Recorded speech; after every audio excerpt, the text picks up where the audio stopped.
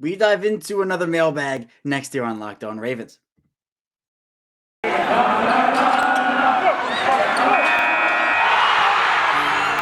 are Locked On Ravens, your daily Baltimore Ravens podcast, part of the Locked On Podcast Network, your team every day.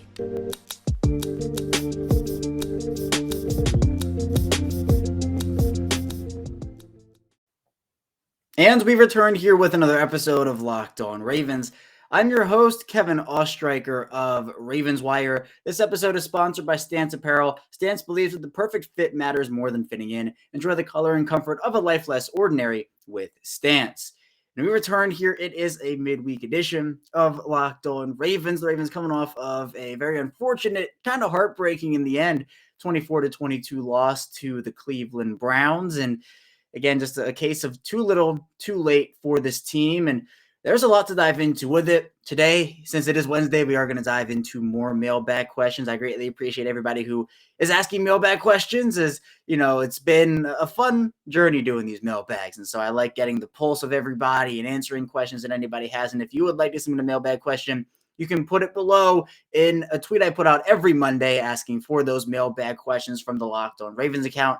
I retweeted on my personal account at CashTrucker34. So if you want to submit a mailbag question, please feel free to do so, and as many as you want to, as long as, there aren't 80 million questions, I can do my best to answer all of them, definitely. But if you have more than one, definitely feel free to ask them.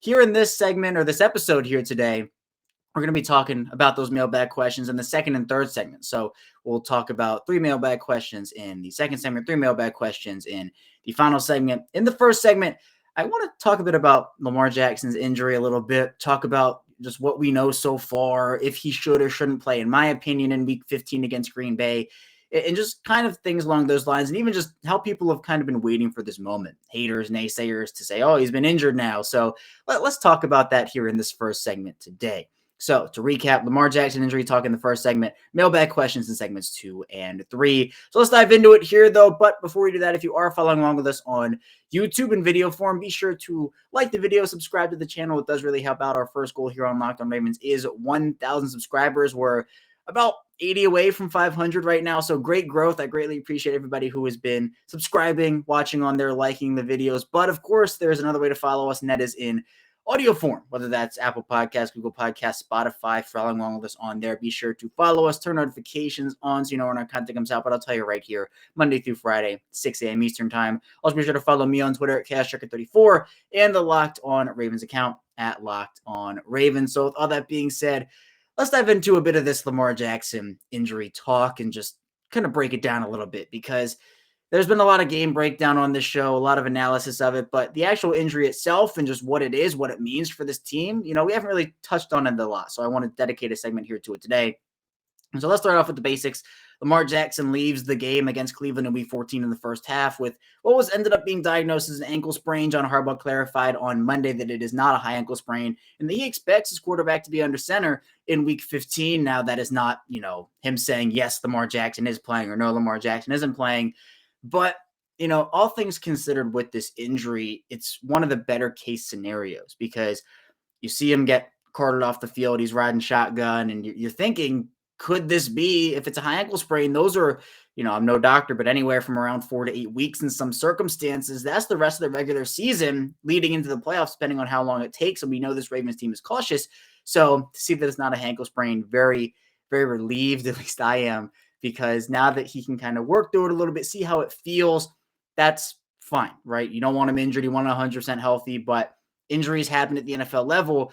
And that's what people, the response by some people has been just, I don't even know how to put it, just unbelievable is one word, because it seems like they've been waiting for this moment for Lamar Jackson to get injured, whether it's a leg injury. He's gotten injured in a game before with a concussion where his offensive line just could not block. The center snaps the ball over his head. He's running for his life.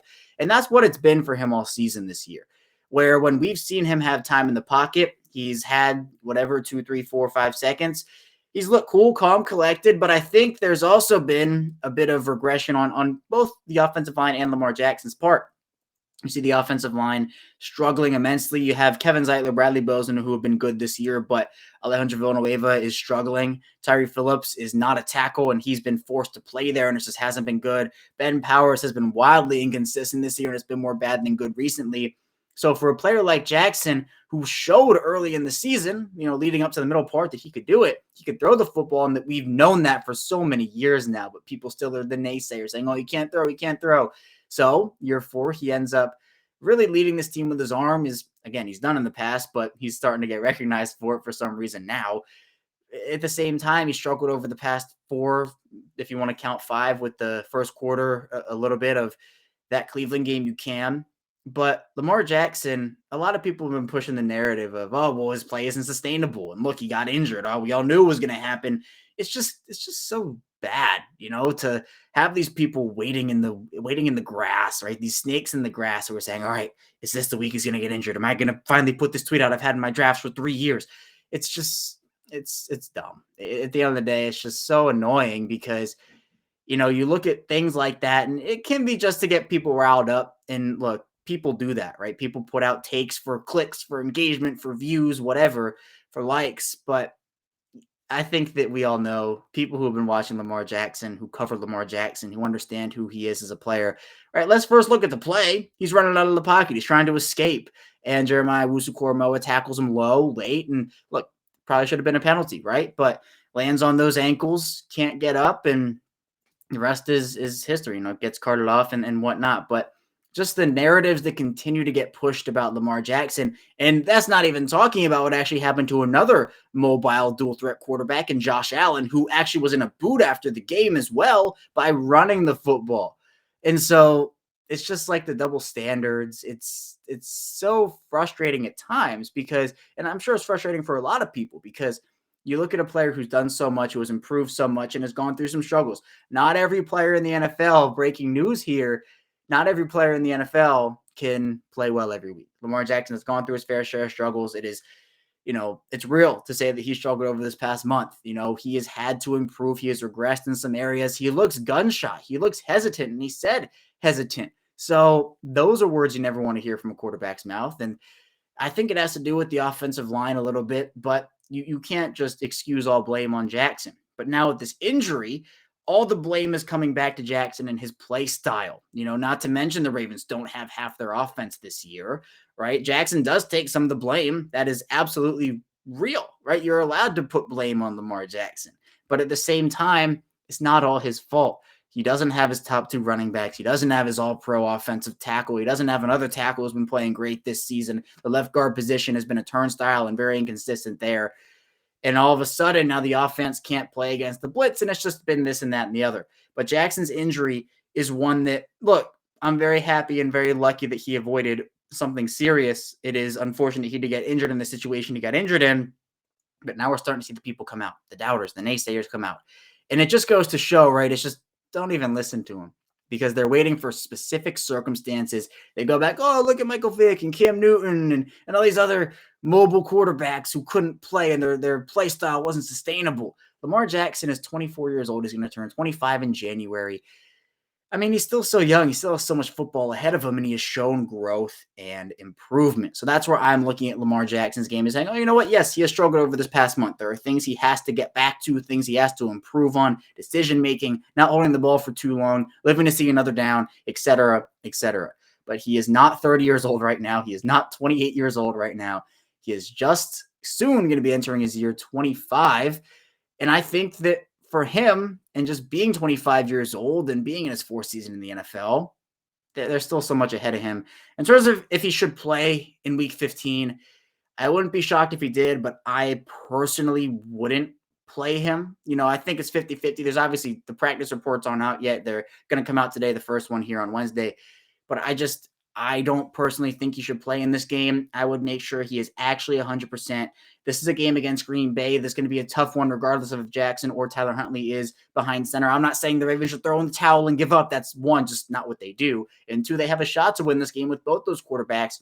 But if they bring back Jackson for this game at 75% or 80% and he gets re-injured, that's not a risk I want to take. I want to make sure, look, just take the week off, get back to 100%. And then you can play in week 16 against the Bengals in a much more important game, by the way. I think, look, even if the Ravens lose against Green Bay and they lose against Los Angeles in week 17, those are two NFC games. Those aren't as important as the two divisional games against Cincinnati and against Pittsburgh.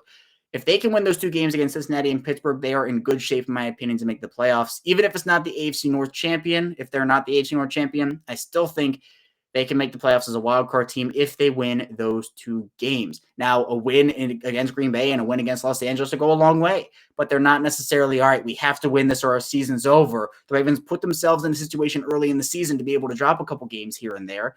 And so I think still, if they can finish this season around 10-7, I think that's good enough for a playoff spot in this very competitive AFC. And then when they hit January, anything can happen. So for me, I personally wouldn't play Jackson this week. They certainly could. If the Ravens think he's 100%, then they think he's 100%, and the doctors know more than I do about the injury. So very thankful he avoided anything majorly serious. Hopefully he can recover as soon as possible. And for all those naysayers and doubters out there, I have a feeling Lamar Jackson is going to continue to prove those people wrong for a pretty long time here over the next couple of seasons and many more beyond that. We'll head into our first break. Then when we get back, we'll be diving into our first batch of mailbag questions. So stay tuned for that, and we will be right back. Super Bowl 56 at SoFi is less than 100 days away and on location. The official hospitality partner of the NFL is the only place to score a once-in-a-lifetime Super Bowl ticket and experience package. Select their exact seats and choose from elite experiences featuring an exclusive pregame celebration with NFL legends, 5-star LA hotels, and food by the great Wolfgang Puck. Visit onlocationhp.com/Super Bowl 56 for more information, or search Super Bowl on location. That's onlocationhp.com/Super Bowl 56 or search Super Bowl on location. There's been a lot of talk about Stance apparel lately, and for good reason, as they have launched a new line of active apparel, plus it's holiday gifting time, and Stance is the coolest gift you can give. There's all this different stuff that they have. You know, you have the boring old socks and the underwear and all this stuff lately, but Stance has so many things to choose from. Founded in 2009, Stance Apparel represents a radical reinvention of socks, underwear, and active apparel. With a sharp focus on comfort, quality, and creativity, Stance brings an atypical aesthetic alongside some of pop culture's hottest collaborators for the ultimate style and self-expression. Because everything you would wear should be a direct extension of who you are and how you feel. Stance believes that the perfect fit matters more than fitting in, that those who feel good do good. Go see for yourself. Register for an account at stance.com and get 15% off of your first purchase. Use promo code LOCKEDON at checkout to apply. Enjoy the color and comfort of a life less ordinary with Stance. We return here, our second segment of this midweek edition of Locked On Ravens. Kevin Oestreicher, your host, still hanging out with you here. We talked about Lamar Jackson's injury situation a little bit, and now we're going to transition and dive into our first batch of mailbag questions, as it is Wednesday, and it's time for the mailbag. So let's start it off here. A question from It's Lamar Season. And he asks, with injuries mounting up still, what should be realistic expectations for this team when the division wildcard spot, no playoffs? And so this is a question I think a lot of people have been asking themselves lately. And look, it's a good one, because I think coming into the season, many people had high expectations for this team. Is this a Super Bowl contender? Can they make it this year? Can they continue to show that growth? And I talked about on this show before the year started, going back to the offseason, that this is a team that had all the pieces, and there were a few holes on the roster. They filled a couple of them, signing Justin Houston, bringing in Sammy Watkins, Rashad Bateman, etc. But I thought that this was a team that could make to the AFC Championship game. I didn't quite see a Super Bowl in their future. I saw ways they could make it for sure, 100%. But to me, I said, look, this is a season where it's AFC Championship or bust for this team, because it shows continued growth. And if you've listened to me here on Locked On Ravens before, you know that I am very big on growth from players, from coaches, from the organization as a whole. And that includes playoffs and record and stuff like that. So I think that now with the injuries, look, and I've said this before, injuries cap the ceiling of any NFL team. And you can look at that from any perspective you want to, whether it's who would you rather have running the football, who would you rather have covering in the secondary. But right now, with the way the injuries have gone for this team, with they're down to, Devonta Freeman, Latavius Murray at running back. They're down to Anthony Averett, Tavon Young, Jimmy Smith. They're missing a lot of really talented pieces at a lot of different positions. And so I think that this team could surprise some people depending on what your expectations are for them and make it to the division round this year. And I think for me, that is the scenario where I will say, look, the injuries have taken a toll this season. It's understandable where this team has weaknesses because of those ailments. So if I see this Ravens team make the divisional round, fight really hard in that game and lose, I'll say, you know what? That is a successful season, all things considered, because they're missing their top 2 running backs. They're missing their top 2 corners. They're missing their top tackles at this point. Whether you want to classify Alejandro Villanueva as that is your discretion. I'll let you make that decision. But for me, I think that Ronnie Stanley, Patrick McCarry are the best 2 tackles on the team at this point. So, looking at that, that's tough. They're missing Derek Wolfe. Calais Campbell's been in and out. Sammy Watkins has been in and out. They've had to work with Tyler Huntley for a couple games here. So, look, this roster fully healthy, I think AFC Championship was something I was realistically looking at. But now, with the injuries, I think it'll be tough for them. And not to say they can't do it. Look, they have shown much crazier things in the past than just making a playoff run. They've made crazy playoff runs before. So I think that there is realistic expectations alongside, hey, they can do this thing. And I'm going to say divisional round for me is where I think my scenario is where I can say, look, that's a successful year. If they make the playoffs, losing the wild card round, considering their injuries, that's also understandable. I still think this is a playoff team, though. I think, again, if they can beat Cincinnati, if they can beat Pittsburgh, they have a shot not only to win the AFC North, but to maybe get 3 seed. I don't know if the 2 seed is within reach for them at this point, just because they might be losing a couple games to NFC opponents in that scenario. But I think that, this isn't just hey, they snuck in as the 4 seed situation. They could do that. Now, if they end up losing 3 of their last 4, things become a bit more murky at 9 and 8. I don't know if that's enough, especially in the AFC, where there are so many talented teams, so many records that could trump that, considering the fact that the Ravens don't have tiebreakers against teams that they would probably like to have tiebreakers against. So we'll see what ends up happening. But look, I think if the Ravens make the divisional round and lose there, I will consider that a successful year. That's not to say, this Ravens team is only capped to the divisional round, 3 straight years of divisional round. Look, injuries are something that happened this year. People say, don't use the injury excuse. Well, what do you want? The Ravens have like half their team on injury reserve right now, half their guys out with injuries.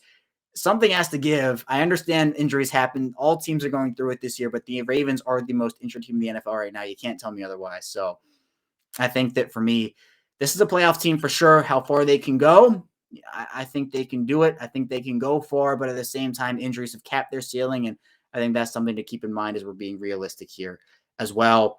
Our next question here comes from Positive Vibes 0611, and he asks, is it too early to start thinking about the offseason? I want to join the early offseason scouts. LOL, I don't know. This season, #Fire Roman. And so, yeah, the Fire Roman train has been one that's been chugging along for a while now within the Ravens fans' circles. I've definitely seen my fair share of the #Fire Roman. And look, for Roman, there are realistic ways where this team says, you know what? This offense hasn't progressed as we've liked it to, this, that, and the other. We need someone to help grow it a little bit more. This is going to be it for you. But at the same time, the reason why I'm not saying, hey, look, the Ravens are going to 100% fire him is because, well, there are a couple of reasons. One, I think they value continuity with Lamar Jackson at the offensive coordinator position. And if you're firing a guy like Greg Roman, then, that kind of breaks that continuity chain there. But again, if it's not working, it's not working. You have to move on. You're not moving on from number 8. So there's that, but also the injuries. The injuries have severely capped this offense's upside. The run game has been virtually non-existent for the entire season, despite stats saying otherwise. You have the offensive line that's been in shambles. The wide receivers have all missed time at some point here or another. Lamar Jackson's been out for a couple games. So if you're the Ravens and you're saying, what can we really be with this offense? Because we saw the improved passing offense early from them, right? We saw Lamar Jackson be on pace for over 5,000 passing yards and 1,000 rushing yards, stuff of legend over there, and the offense has struggled. So they could say, you know what? We don't know what this offense is because it was too injured before the year even started to see. So they say, you know what? We're going to run it back. We're going to see. And if it doesn't work, if there is still struggles, we're going to pull the plug and say, you know what? We're going to start over again. But I don't know. It's 50-50 on the Greg Roman firing for me. I'm not saying they will. I'm not saying they won't. I just don't have a good pulse on if they're going to say, you know what, we want to grow more, or we want to see what it's like with everybody back and we're going to run it back. So that's where I am there. As I kind of talked about, though, with the last question, I mean, look, it's never too early to start thinking about the offseason, but I'm not saying that in terms of, the Ravens are done. Let's think about the offseason. The season has been crazy. It's been wild. I understand that there's so many different things going on, from the injuries to the close games to the wild finishes to the heartbreaking losses, and just the controversy of decisions that this team makes. Just everything everything with this team has been crazy wacky this year. But I don't think this is a, hey, even if the Ravens lose in week 15, I don't think it's, hey, the Ravens are done. The Ravens have nothing left. They're out. That's not where I am. I think that they still, again, the two big games are Cincinnati and Pittsburgh. I think they have to win both those games. Those are both must-win games, in my opinion. For example, if you lose against Cincinnati, you lose the tiebreaker. Cincinnati goes up on you, and that's just not what you want. That's not what you want at all. So I think that for the Ravens, who might be losing to Green Bay anyway, if they come back and lose again to Cincinnati, they're on a 4-game losing streak, and that would be very deflating. But I think for now, there's not in terms of, hey, let's look to the offseason because the Ravens are finished, they're done. I think it's more, what could they do to improve? That's great. They could add some offensive linemen. I think they certainly have to invest in that position. I think defense could go and maybe add a few pieces, subtract a few. Marcus Peters has been talked about by a lot of people as someone who could be a cap casualty with his contract and him coming off of a pretty serious injury. I'd love to see Peters back, but at what price do the Ravens want to have him back? We'll see. Calais Campbell, Jimmy Smith, Brandon Williams, are those guys going to retire? Are they going to stick around? Not really known yet, but the writing could be on the wall for a few of them. So I'm not looking to the offseason and saying, yeah, this team is done, but yeah, there are a few areas where they could improve in the offseason for sure. But I'm riding out this season with this team, and I'm excited to see where it goes from there. And then finally here, we'll talk about a question from Eric Clark before heading into our final break. And it is, do you think Snoop's trust in Bateman in 50-50 situations gives Lamar trust to throw them as well? And I think, yeah, the big takeaway, or at least one of them, and Eric makes a great point here, is Tyler Huntley was trusting Rashad Bateman on those 50-50 throws, also made a few big ones to Marquise Brown, but the 50-50 balls where we've seen Rashad Bateman make those contested catches, especially against Cleveland in week 14, I think, sure, you look at that and you say, wow, this is something that's impressive. Rashad Bateman's going up, muscling the ball away from defenders, great body control in the air at the catch point, hands catches, making a ton of great things happen and making big plays. That's where I think Lamar Jackson would look at that and say, yeah, let's throw the football to him a bit more. I don't think Lamar Jackson's actively looking away from Bateman because we saw earlier in the season when Bateman first came back, Lamar Jackson was targeting him a bunch, and we saw a lot of success when that happened. Look, in my opinion, when Rashad Bateman gets the football, great things happen, right? I think he's someone who deserves the football a lot, much like Devin Duvernay or Marquise Brown or whoever. There are a lot of people on that offense who deserve the ball, but we did see Rashad Bateman with that one target against Pittsburgh in week 13. And that didn't really sit well with a lot of people, especially because I think people understood what Bateman could bring to the table. And in week 14, 7 receptions for 103 yards. And it's not just, oh, look, he's wide open again. Like, all right, nice catch. It's, all right, he's muscling the ball away from defenders. He's contorting his body in the air. He's doing all these impressive things that some rookie receivers could never do. So I think that for him, getting that confidence in this Cleveland game, Lamar Jackson seeing that, Tyler Huntley trusting his wide receiver, Lamar Jackson trusting his receivers, I think we'll see a little bit more of that because Bateman proved himself in this game. Not that he didn't before, but he proved himself in this game, 7 for 103, and I think that could go a long way, both for him and for Lamar Jackson as well. We'll head into our final break. Then when we get back, we'll be diving into our final batch of mailbag questions, so stay tuned for that, and we'll be right back. This holiday season, grab the protein bar that tastes like a candy bar or even better than a candy bar in Built Bar. You can get the best of both worlds, delicious and healthy. There are so many flavors you'll have a hard time choosing.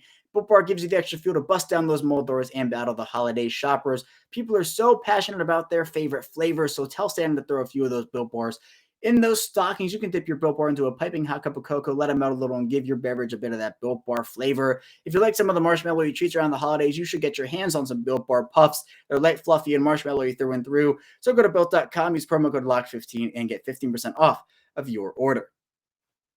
We return here, our final segment of this midweek edition, Wednesday here, of Locked On Ravens. Kevin Oestreicher still here with you. And we talked about our first 3 mailbag questions in the second segment there. Let's dive into our final 3 in this third segment. And we'll start off here, a question from Gridiron Gaming. And he says, wanted to say thank you for answering my question last week. I really appreciate your take. With the addition of Tony Jefferson, do you feel it might actually be a detriment to the continuity for our safety room? I think it's great to bring a fan favorite and known leader, but Chuck and Stevens have been playing decently well these last couple weeks. I love Tony Jefferson, but not 100% sure I'd throw him right in the mix. I hope I'm wrong. And so, yes, no problem on answering the question. Again, I love these mailbags, so thank you for asking your questions here. I do appreciate them. In terms of Tony Jefferson, so for those who might have missed the news, Tony Jefferson signed to the Ravens practice squad on Monday, and it's a thing where, yeah, look, he's a fan favorite. He's someone who is great for the locker room. Tony Jefferson's time in Baltimore when he was in a Ravens uniform, he was there for 3 years with the Ravens and ended up having a pretty disappointing end to his Ravens tenure. And the whole thing was honestly a pretty disappointing, I think, area from, just overall what they expected, the contract they signed him to and everything. But for me in particular, I think Jefferson, look, it's a no harm, no foul signing. Jefferson is a thumper in the run game. His coverage skills they're questionable. He profiles more as a Chuck Clark type of player, just with less coverage skills. You can play him in the box. You can do a lot of things with him. Him and Eric Weddle played very well off of each other when they were asked to do the things they were good at. And I think one of the things with Tony Jefferson is the Ravens are asking him to do things that he was not necessarily good at. No player's perfect. And I think the Ravens didn't really cater what they were asking Jefferson to do to what he could actually do at a high level. And so that was one of the problems with how he ended up working out in Baltimore. In terms of Chuck Clark and Brandon Stephens, I think, yeah, Chuck Clark's been playing overall well outside of the dropped interceptions. Those have been killers. But Brandon Stephens has struggled to an extent. He's played okay. He's had great moments. I think those great moments came a bit earlier in the season, though. But look, he's a rookie still learning the safety position. I mean, I give him a lot of slack because no one really expected him to come in and play absolute starter snaps at the safety position. You see Deshaun Elliott go down, or Darius Washington, who they profile more as a nickel corner anyway, but he goes down. It's just things like those. So Tony Jefferson, I don't think they're going to throw him in the fire immediately. I think he definitely needs a couple weeks to get familiar with the playbook again and just figure stuff out. I wouldn't be shocked if they call him up. I don't think it'd be a detriment because, look, at this point, they just need people in the secondary. They're losing guys every week at whatever position. This week, it could be safety. Who knows? Hopefully, they lose nobody and they're able to come out of this game against Green Bay unscathed. But they see it in practice, too. So Jefferson is someone who will provide a morale boost, and I think that they can do a bunch of different things with him on the field. It's just a matter of where does he fit right now, because when Jefferson went down, Chuck Clark stepped in, and Tony Jefferson and what he brings right now is more of a Clark skill set, just kind of without the covers a little bit. So Jefferson's not a bad player. He's certainly someone who can help. I don't think, again, it's a detriment to their locker room. Well, definitely not to their locker room, but on the field, they could use him. Maybe this is just something where they just are maybe preparing for something in terms of, look, if there's another injury, we need somebody here. And if Jefferson is going to sign somewhere else, we just want to secure this. Jefferson loved his time in Baltimore. The Ravens loved Jefferson there. It just didn't work out on the field. And I think they're not going to ask him to come in and play 80 million snaps. This is going to be, if he does play, more of a condensed role type thing, unless there are just so many injuries across the board. So I was indifferent to Jefferson signing. I think it's a great move for them with all things considered, but when asked to do the wrong things, he's not great on the field, as many players are when they're not asked to do the things that they're good at. So that could be one of the situations where they could look at it. But I think Jefferson, we'll see what ends up happening with him at the end of the day. Our next question comes from Ravens 8-5, and he asks, would you take a hobbled Lamar or Tyler Huntley this weekend versus the Packers? For me, I think Lamar Jackson at 85% is still very good. I'm just not risking it. In my opinion, I don't think it's worth the risk to play the person who makes this team go in an injury situation where it is very possible that if he is not 100%, he still gets injured. That's something that I'm not willing to take that risk personally. If it was Cincinnati coming to town instead of Green Bay, maybe I feel differently, and I probably do, to be honest, because that is a must-win game. But I'm not classifying this as a must-win game. And look, there is the mindset. Look, every NFL game is a must-win game. I get that. But is it worth the cost of having Lamar Jackson suffer a setback with that ankle because it's not 100% healed? They rush him back. He hasn't practiced all week, etc. I don't think that's worth it, in my opinion. So from a pure skill perspective, I think 85% Lamar Jackson is better than what Tyler Huntley brings. But at the same time, Tyler Huntley has proven that he can keep the Ravens in football games as long as the defense performs, up to the standards they've been performing at over the course of these last 5 weeks. It shouldn't all be on the defense, but Huntley has proven that he can make a couple things happen. So I would take that shot with Huntley and say, you know what? Jackson's a bit banged up right now. Let's rest him for Cincinnati. Make sure he's 100% for that game when we go on the road. And I think that's where I am if I'm the Ravens. So I think I'm taking Huntley, not because he's better than a hobbled Jackson, but because I'd rather have Jackson healthy than hobbled in a game where you're risking re-injury. And then our final question here comes from James K. And he asks, what's some positive developments we can track to look forward to for the overall future of the team. Our roster will look different next year for sure. And so, yeah, this is going back to what Positive Vibes asked a little bit earlier in the show. Now, it's a bit of a different tune, of course, but there are a lot of positives to take away. And I think one of them definitely has to be how the pass offense looked earlier in the year, because we saw a pass offense that was really clicking on all cylinders. And even that was before Rashad Bateman came back. We saw improvements from Lamar Jackson as a passer, as an overall player as well.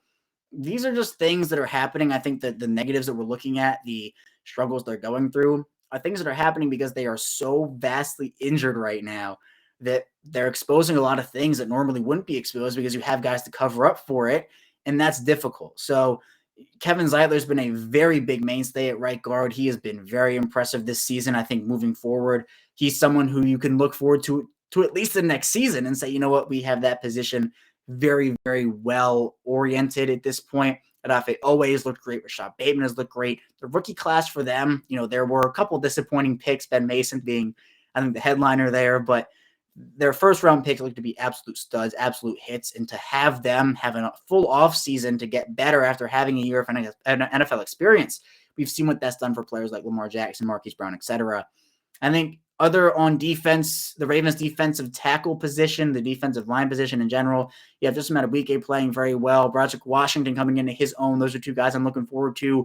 The development of Patrick Queen has been amazing as well. I didn't think I'd be saying this, heading into week 15 of this year, but Patrick Queen struggled immensely over the first couple weeks of the season. And, they insert Josh Bynes and change his roll up a little bit. And he's looked great, fashioned the football, looking more confident. And it's been helpful for him having a veteran. And so that is encouraging to me, at least, because I'm not sitting here and saying, he struggled throughout the entire season. What is the issue? It's he's learned from his mistakes. He is improving. That's all you can ask for from such a young player who has shown a lot of flashes in this league. In the secondary, there's definitely question marks. The play of Chuck Clark has been very encouraging. Tavon Young, I've been very impressed with Tavon Young. He won the Ed Block Courage Award for a reason. He's been phenomenal this year for them, and that is encouraging to me because he's been able to, one, stay healthy, and two, he's played great. He's arguably been one of their best tacklers, and that's been great to me. There's a lot of young talent, a lot of young depth. The defense will look a bit different. I talked about maybe Marcus Peters, Brandon Williams, Calais Campbell, Jimmy Smith, some of those other guys as well. They have 10 draft picks this year. At least they're supposed to have 10 draft picks this year. They're projected to. So we'll see how they end up doing with that. But yeah, there are a lot of positives. And obviously, I think you're getting guys back. You're getting J.K. Dobbins back. You're getting Gus Edwards. You're getting Marlon Humphrey and hopefully Ronnie Stanley. So it's been a tough year without those guys. It's been a tough year with the injuries. I understand, but the Ravens have somehow made it a bit magical in a way. Hopefully they can make a magical playoff run here and get into the playoffs and make a run there. But there are plenty of positive to look forward to heading into the 2022 offseason. But for now, the 2021 season is still going on. I'm excited to see how that ends up shaping up. That's all I have for you here today, though, on Locked on Ravens. Thank you for tuning in once again. Let me get back here tomorrow. We'll be diving into crossover Thursday with Locked on Packers. So stay tuned for that, and I will see you tomorrow.